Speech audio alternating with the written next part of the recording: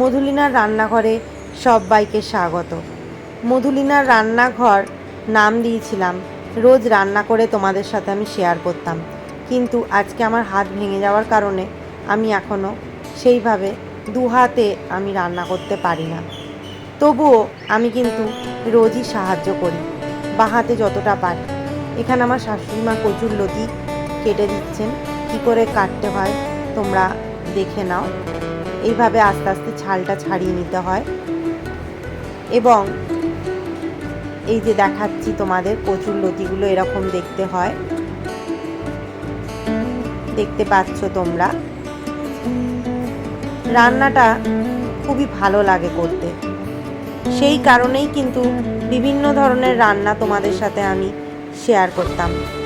কিন্তু এখন মন খারাপ লাগে যে রোজ আমি নিয়মিত তোমাদেরকে রান্নার ভিডিও ছাড়তে পারি না, তোমাদের কাছে তোমাদের সাথে এই রান্না নিয়ে বিভিন্ন রকম গল্পও করতে পারি না। এখানে দেখতে পাচ্ছ প্যাকেটের মধ্যে কচুরলতি বাঁধা আছে। তো আজকে আমি চিংড়ি মাছ দিয়ে করব, আর অন্য একদিন আমি ইলিশ মাছের মাথা দিয়ে করব। সেইভাবেই কচুরলতি আনা হয়েছে বাজার থেকে। এখানে এটা নুন আর হলুদ দিয়ে সেদ্ধ করে নিলাম 5 মিনিট মতো, পুরো সেদ্ধ নয়, 5 মিনিট মতো ফুটিয়ে তারপরে এটা আমি ঝুড়ির মধ্যে দিয়ে জলটা ঝরিয়ে নিয়েছি এবং ভালো করে কচলে ধুয়ে নিয়েছি। পেঁয়াজ কাটা আছে, একটা বড় পেঁয়াজ কুচি করা আছে, রসুন, এখানে চিংড়ি মাছ দেখতেই পাচ্ছ নুন হলুদ মাখানো আছে। তো প্রথমে আমি কিন্তু চিংড়ি মাছটা তেলে ভাজবো না, এখানে কড়াইয়ে আমি দেখতেই পেলে সর্ষের তেল দেওয়া আছে এবং এর মধ্যে আমি কাঁচা লঙ্কা দিয়ে দিলাম। কাঁচা লঙ্কার সাথে কালো জিরে ফোড়ন দিয়ে দিচ্ছি। কালো জিরে এবং কাঁচা লঙ্কা ফোড়ন দিয়ে এই রান্নাটা করব। এই রান্নাটা কিন্তু বেশিক্ষণ সময় খুব একটা লাগে না। এবার পেঁয়াজগুলো আমি আগে দিয়ে দিচ্ছি, পেঁয়াজগুলো লাল করে একটু ভাজবো এবং পেঁয়াজের সাথেই আমি চিংড়ি মাছগুলো ভেজে নেব। প্রথমে তেল দিয়ে চিংড়ি মাছ ভেজে চিংড়ি মাছ তুলেও তোমরা এই রান্না করতে পারো। পেঁয়াজের ওপরে আমি রসুন একটু থেতো করে দিয়ে দিলাম। এবারে দেখতে পাচ্ছ আস্তে আস্তে চিংড়ি মাছগুলোও দিয়ে দিচ্ছি। এতে রান্নায় তেলের ব্যবহারটা একটু কম লাগে এবং সময়টাও বাঁচে, সেই কারণে আমি এইভাবেই এই প্রসেসেই রান্না করছি।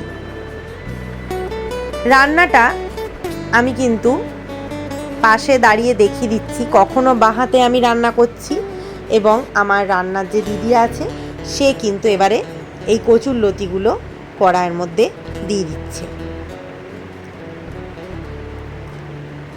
এইভাবেই আমাকে এখন রান্না করতে হচ্ছে এবং দেখতেও হচ্ছে। তবুও আমি মনের জোর নিয়ে কিন্তু অনেক কিছুই টুকটুক করে রান্না করি। বাঁ হাতেই একদিন আলুর চপ বানিয়েছিলাম, কেউই হেল্প করার ছিল না সেদিন, আমি বাঁ হাতেই নিজে নিজে বানিয়েছি সাহস করে। যাই হোক, সবাই বকাবকি করে তবুও আমি এইভাবেই করি। যাই হোক, ঢাকা দিয়ে দেখতে পেলে এই কচুরলতি কিন্তু তৈরি হয়ে গেল। তাহলে গুঁড়ো জিরে দেয়া হলো, একটু গুঁড়ো লঙ্কা দেয়া হয়েছে, কাঁচা লঙ্কা, কালো জিরে এবং এই চিংড়ি মাছ আর কচুরলতি। তৈরি হয়ে গেল বাঙালির প্রিয় খাবার কচুরলতি চিংড়ি মাছ দিয়ে। গরম ভাতে প্রথম পাতে তোমরা এটা খেতেই পারো। রান্নাটা যদি তোমাদের মনে হয় যে একদিন করে খেতেই পারো, তাহলে এই সময় ইলিশ মাছ দিয়েও, মাথা দিয়েও তোমরা কিন্তু ইলিশ মাছের মাথা দিয়ে এই রান্না কিন্তু করে দেখতে পারো, বা চিংড়ি দিয়ে। সবাইকে অনুরোধ রইল যে তোমরা এই রান্নাটা কেমন লাগলো আমাকে একটিবার জানাবে। আর সবাই ভালো থাকবে, সুস্থ থাকবে। সুস্থ না থাকলে কোনো কাজই কিন্তু করতে আমাদের ভালো লাগে না। এবার আমি একটা প্লেটের মধ্যে সাজিয়ে দিলাম এই কচুরলতি। ভালো লাগলে জানিও। নমস্কার।